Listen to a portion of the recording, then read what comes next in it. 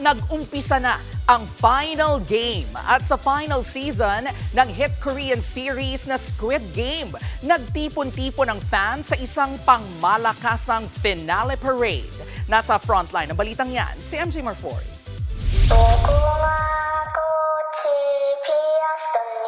The Squid Game fever is all over Seoul. Mula sa pink guards, recruiters, players in their uniform, with the iconic number 456, ang higanting piggy bank, pati na ang deadly dolls na sina Yonghee at Chosu.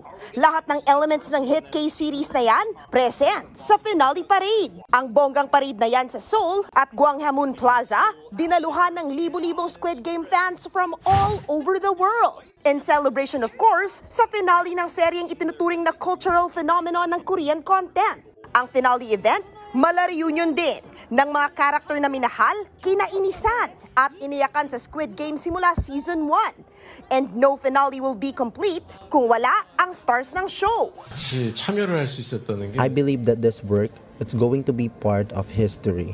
It's such an honor that I got to take part in such a work of art. 이제는 진짜 I'm just grateful. I think it's finally hitting me that the finale is here.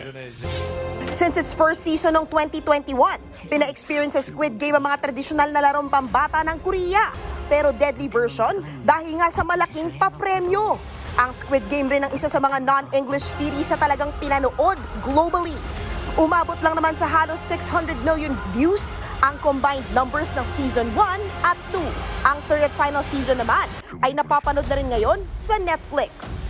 I've been giving the series my everything. So honestly, thinking that it is over is quite bittersweet. Nagbabalita mula sa Frontline, MJ Marfori, News 5.